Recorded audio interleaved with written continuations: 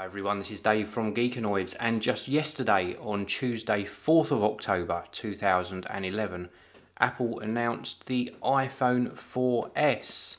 Exactly what I predicted in my previous video, that we wouldn't be getting an iPhone 5, and we have in fact got full details of the iPhone 4S, which is available to pre-order from October the 7th, so that's this coming Friday, and people will have it in their hands around about a week later on October the 14th.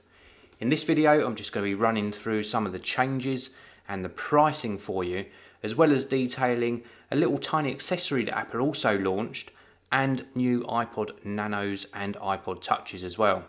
So let's start with the iPhone 4S. You can see it on your screen now. It looks exactly the same as the iPhone 4, and this was the big disappointment for me. I was expecting to at least see a new case design, something that Apple could have easily done, instead of which they just worked on improving the internals and the specifications of the iPhone 4, giving it more speed and giving it that S moniker at the end of the product name. We've got dual core processor, we've got an 8 megapixel camera with backside CMOS illumination and an f2.4 rating. How fantastic is that? So it's really going to perform well when it comes to photography. We've also got 1080p video up to 30 frames per second. So again, this camera should really perform well. The front facing camera has remained the same. The speed of the phone has increased. It's now got the same A5 chip that we find in the iPad 2. No mention on speed, although I would assume that it is running at 1 GHz, so it's a dual core processor. They did actually demo Infinity Blade 2 on the iPhone 4S.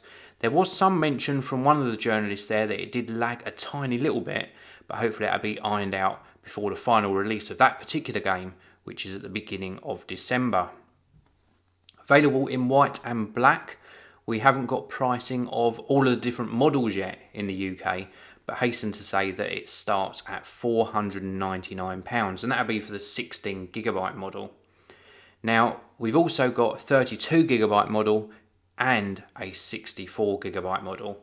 And I think they've introduced this 64GB model purely to handle the higher bit rate or the higher resolution videos, and they're obviously going to take up more space on the device.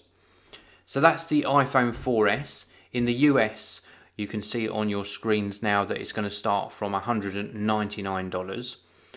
Something I should touch on is that this is now termed a world phone, so it will work on either GSM or CDMA networks. And they also worked on the antenna issue that sort of plagued them when the iPhone 4 was first launched. Now this has dual antennas which switch between the two antennas for sending and receiving voice data. This should result in improved signal quality and improved voice quality too.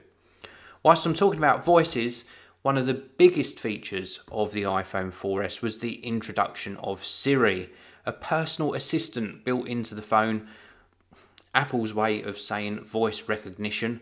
It normally doesn't work very well on mobile phones, but with this you can actually ask it questions like, what is the weather today? Or please call mum, or play some music. Lots of different things, but I really can't see it being a massive feature. I mean, I for one don't use voice recognition. More often than not in the current iPhone and in Google handsets, although it is very good, it normally gets things wrong. So it's not for me, and well, I hope a lot of people will like Siri, but for me it was just a feature that they could have added on to the iPhone 4. Whilst I'm talking about the iPhone 4, we have still got the iPhone 4. In the UK, an 8GB iPhone 4 SIM-free, £429, and in the US, an iPhone 4 8GB starts from $99 on contract. Surprise, surprise, they didn't retire the iPhone 3GS either. We still got the iPhone 3GS at £319 SIM-free, and again, in the US, from $0 on contract, so a free iPhone 3GS. Just going back to the UK market, iPhone 3GS has been available free on contract as well for a long time. These prices, that I'm talking about for the iPhone 4S, the iPhone 4 and the 3GS in the UK are for the handset only, so contract prices will vary. Now, something that Apple sneaked onto the store was an Apple iPhone micro USB adapter. This was talked about a while back. I think it was the European Commission passed a bill that said that every mobile device should be chargeable via a standard connector. The standard connector that was chosen was micro USB. Apple's way around this is to launch an adapter. So you can plug this into the bottom of the iPhone 4, 4S, 3GS, iPod Touch and charge it from micro USB. Well done, Apple. Another £8 as well for that privilege. Moving on, away from the iPhone, we have a new iPod Touch. Faster, now in white as well as black, 8GB, £169 in the UK. No 16GB model, that one is not on the spec sheet. 32GB, £249.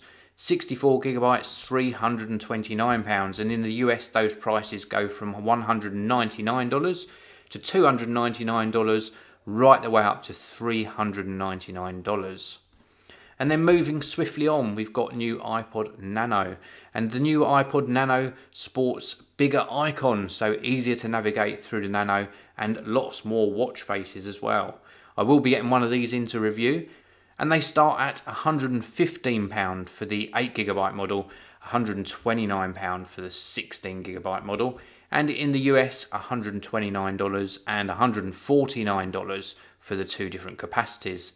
So that is what Apple announced yesterday. Me personally, my personal opinion, a little bit disappointed. I was really hoping for the iPhone 5. The features of the iPhone 4S are fantastic, but I've already got an iPhone 4, so it's going to look identical. Although it will feel snappier, I want something that looks different in my hand as well. So I think Apple have been a little bit lazy. I would have liked them to have purely just done a slight revision on the design, and then everyone would have been happy, myself included. For me, I've got a different manufacturer's handset coming today.